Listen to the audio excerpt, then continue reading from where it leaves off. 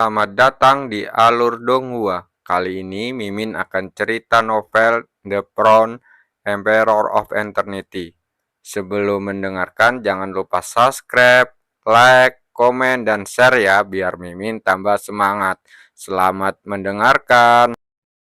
Melanjutkan episode sebelumnya, tawa liar Kaisar Naga Hitam bergema di langit, membuat orang-orang dari istana Donghua merasa tertekan. Penatua Agung memiliki ekspresi muram di wajahnya dan matanya yang keruh dipenuhi kilatan dingin. Jika mereka benar-benar tidak dapat menghentikan Kaisar Naga Hitam dari memenangkan kejuaraan, istana Donghua mereka hanya dapat mempersiapkan diri terlebih dahulu untuk menghadapi konspirasi benua Naga Hitam. Apa yang sebenarnya dilakukan bocah kecil ini? Dia menatap Cukuang yang saat mengerutkan keningnya.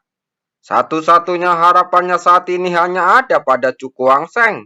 Jika dia bisa menunjukkan beberapa cara, mungkin ada peluang untuk mengalahkan Kaisar Naga Hitam. Suara gemuruh guntur yang pelan menginterupsi pikiran tetua agung. Ia menatap ke langit bersama yang lainnya dan melihat awan badai yang bergulung-gulung. Kekuatan surga yang dahsyat menjadi semakin mengerikan. Merasakan kekuatan surga yang mengerikan, Kaisar Naga Hitam menahan senyum di wajahnya dan ekspresinya menjadi lebih serius. Menghadapi level bencana petir ini, bahkan dengan level kultivasinya saat ini, dia tidak bisa meremehkannya. Cahaya yang menyilaukan melesat melintasi langit dan bumi, menghancurkan awan-awan gelap, dan sambaran petir menyambar dari sana. Kaisar Naga Hitam menepuk telapak tangannya ke udara, dan kekuatan mental meraung bertabrakan langsung dengan guntur pel yang jauh. Bencana guntur pertama meledak seketika, dan yang kedua langsung mengikutinya. 7 bencana guntur pel berturut-turut semuanya dengan mudah diterima oleh Kaisar Naga Hitam. Akan tetapi, ekspresinya tidak rileks sama sekali. Karena dia tahu bahwa hal yang benar-benar menakutkan adalah sinar petir terakhir. Awan badai bergulung kencang, lalu tiba-tiba menyusut ke suatu tempat. Gelombang dahsyat yang tak terlukiskan menyebar darinya. Bencana guntur ke-8. Kaisar Naga Hitam tampak serius. Ia duduk bersila di udara.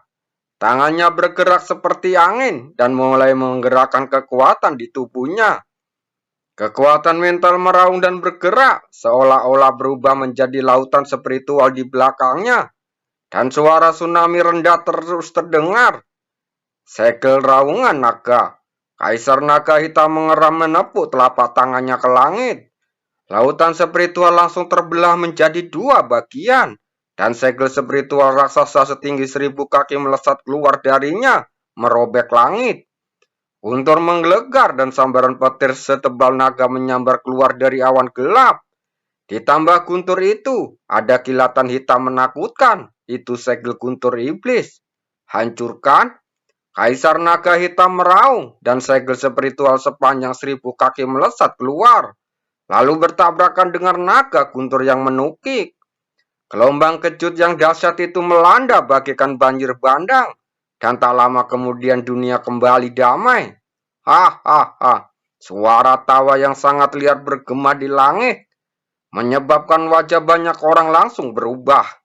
Hati Penatua Agung langsung merasa hancur ketika melihat Kaisar Naga Hitam, yang tampilnya tampak ancak-ancakan tetapi tetap sombong.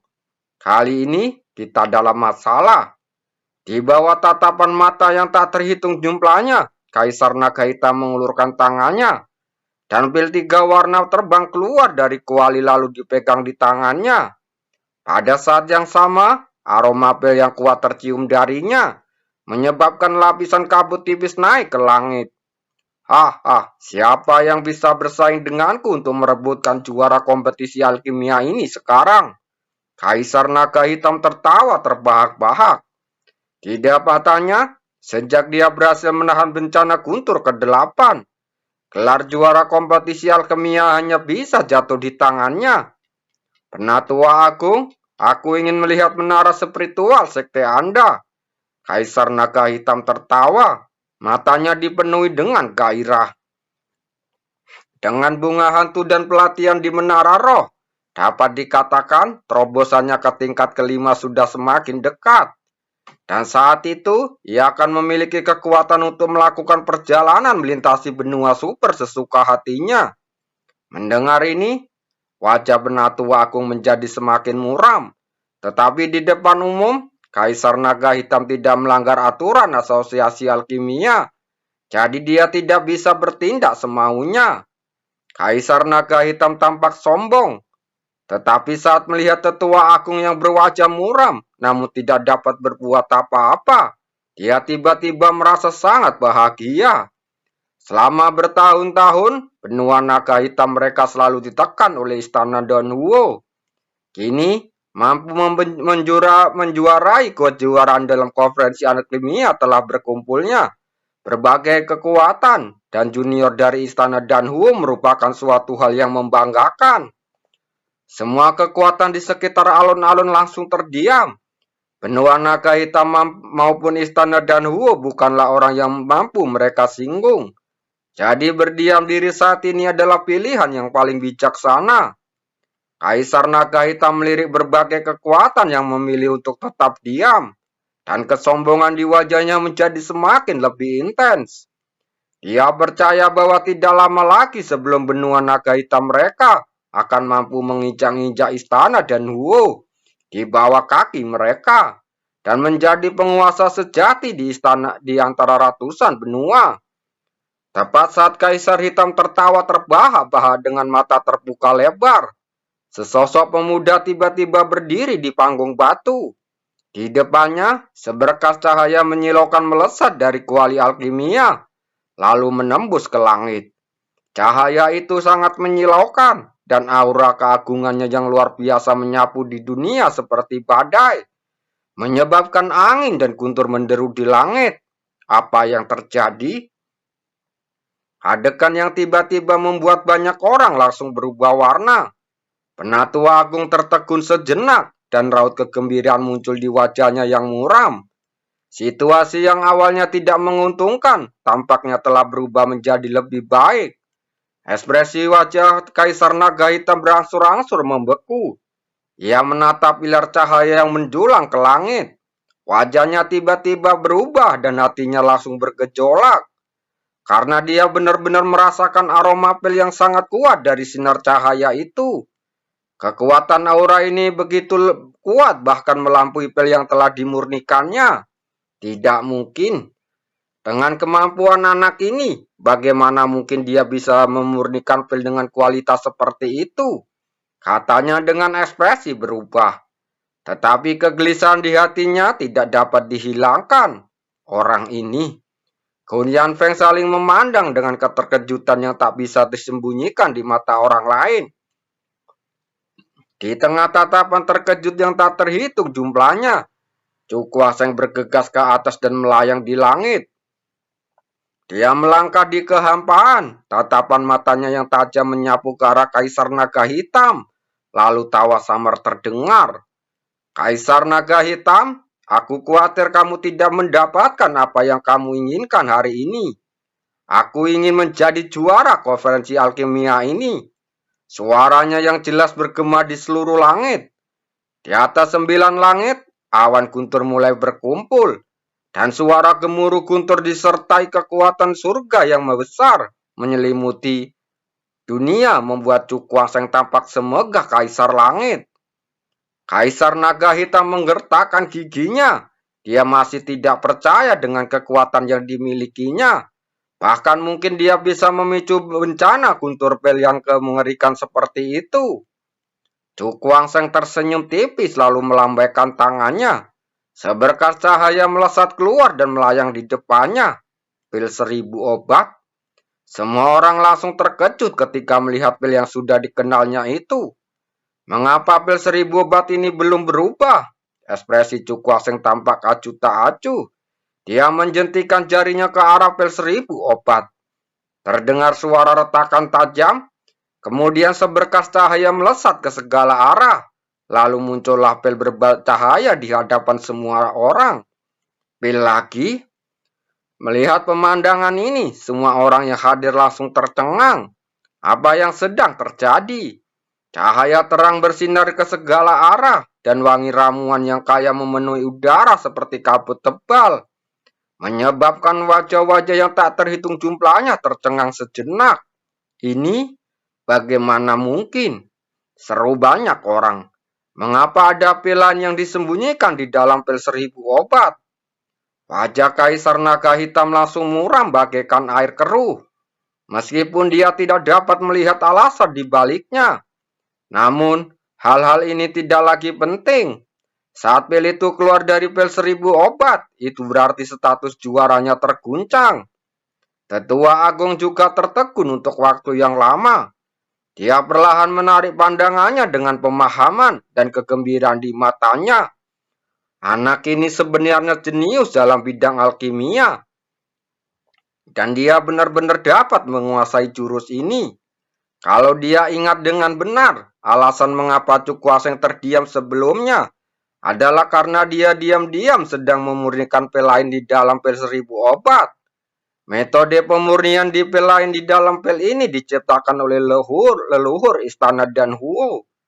Dengan cara ini, Anda mungkin untuk menghindari pemisahan paksa bahan obat dan pil dan menghabiskan banyak energi fisik seperti yang dilakukan Dahoshi dan yang lainnya. Anak ini telah bersusah payah mempelajari metode alkimia yang sangat sulit. Penatua Agung itu tersenyum lalu menggelengkan kepalanya. Tampaknya, pengalaman alkimi yang diserap Cukwaseng dalam ruang takdir spiritual hari itu jauh melampaui imajinasi mereka. Di atas langit, awan gelap bergulung-gulung, menarik perhatian semua orang. Semua orang merasa ngeri saat melihat awan petir gelap yang memancarkan kekuatan ilahi yang mengerikan. Di bawah kekuatan guntur yang begitu mengerikan, bahkan praktisi kuat di puncak Rana Zotian pun bisa tumbang. Cukwaseng mengerutkan bibirnya dan melihat ke atas dengan ekspresi serius. Faktanya, bahwa dia tidak menyangka bahwa dia bisa memicu bencana petir berskala besar seperti ini. Karena ia memurnikan pil menggunakan pil 1000 obat, ia mampu memanfaatkan kekuatan obat dari pil 1000 obat sampai batas tertentu, yang membuat kualitas pil yang dimurnikan meningkat ke tingkat yang lebih tinggi daripada kualitas pil aslinya. Di tangan orang lain, pil 1000 obat akan menjadi beban, tapi di tanganku mereka menjadi bantuan. Aku benar-benar tidak tahu apakah ini lebih baik atau buruk. Dia menatap awan badai yang bergulung-gulung saat bergumam. Sebelum dia bisa menyelesaikan pikirannya, guntur bergema di langit. Dan cahaya terang melintas di langit lalu turun ke dunia ini. Cukwaseng menarik nafas dalam-dalam, mengangkat tubuhnya lagi, lalu meninju ke arah petir guntur. Tanpa ada yang terkejut, sinar pertama bencana petir dengan mudah dihancurkan. Setelah itu, yang kedua, ketiga, tumbang satu demi satu, namun semuanya lenyap dalam serangan dahsyat yang tidak menimbulkan ancaman apapun. Terdengar gemuruh guntur di langit, dan sambaran petir lain jatuh dari langit, menyambar Cukwaseng dengan marah. Sungai cahaya, pembunuh naga liar. Cukwaseng melangkah maju dan formasi matahari yang cepat mengembun. Beberapa sungai cahaya mengalir keluar darinya, menyapu ke arah bencana guntur. Bersama dengan itu, dia menepuk kedua telapak tangannya ke udara, dan saat cahaya kuno itu mengembun, sebuah tangan pembunuh naga raksasa yang panjangnya 1000 kaki melesat keluar, dan bersama dengan sungai cahaya menghantam bencana guntur pel itu.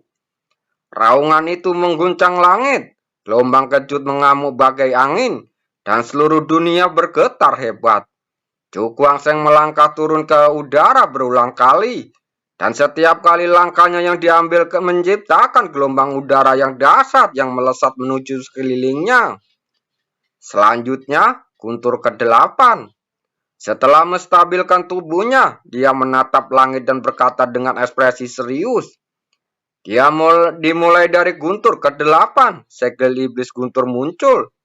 Tingkat mengerikan dari segel guntur iblis ini jauh lebih hebat daripada segel guntur iblis yang dipicu saat dia memurnikan pel terakhir kali. Lagi pula, itu baru guntur ketujuh, dan paling-paling itu ternoda oleh beberapa segel guntur sihir.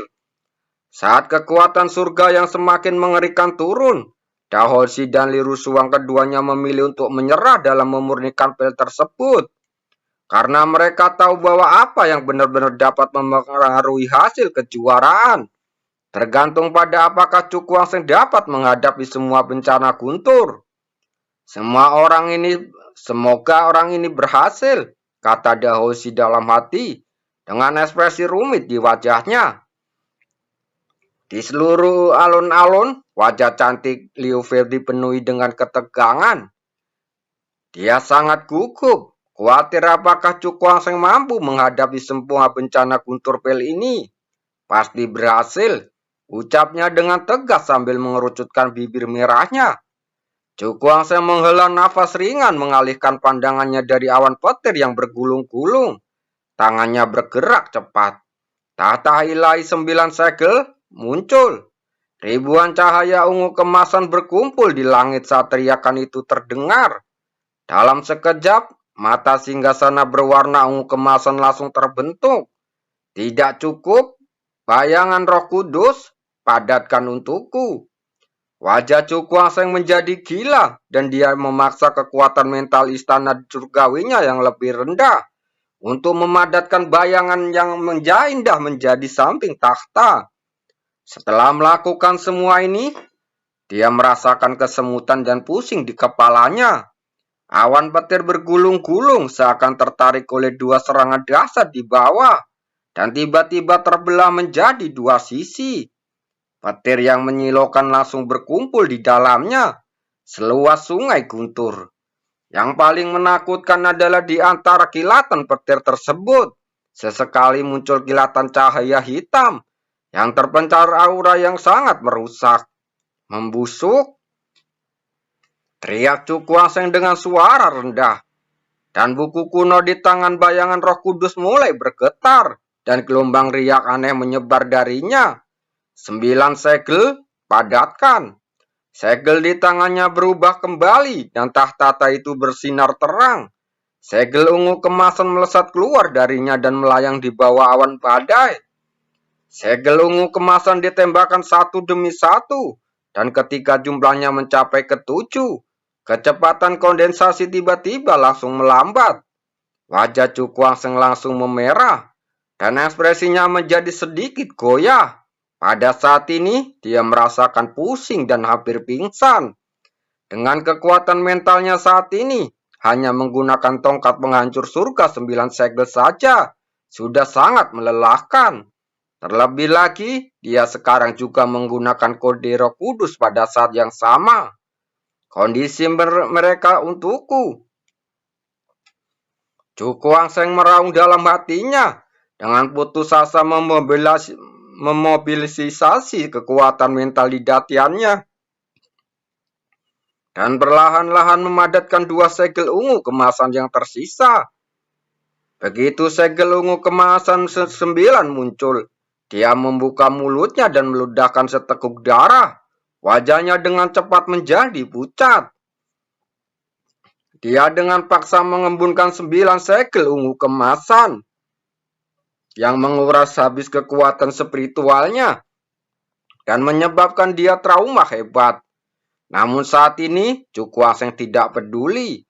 Dia memaksakan diri menahan rasa pusing di benaknya, berdiri tegap dengan wajah memerah, dan tiba-tiba mengepalkan kedua tangannya ke arah langit. Tongkat penghancur surga 9 segel. Teriaknya pelan, penuh dengan rasa sakit yang bergema di seluruh langit. Badai ungu kemasan meraung dan tongkat dewa raksasa berukuran ribuan kaki muncul di langit. Cahaya menyilaukan terpancar ke segala arah, menerangi separuh langit dengan warna ungu kemasan. Cukuangseng mengangkat kepalanya menatap celah tempat petir menyambar, lalu mengayunkan tangannya dengan keras. Tongkat dewa besar yang panjangnya ribuan kaki dan gelombang cahaya aneh itu tiba-tiba melesat ke atas, lalu menghantam kuntur ke-8 sebelum terbentuk. Terima kasih.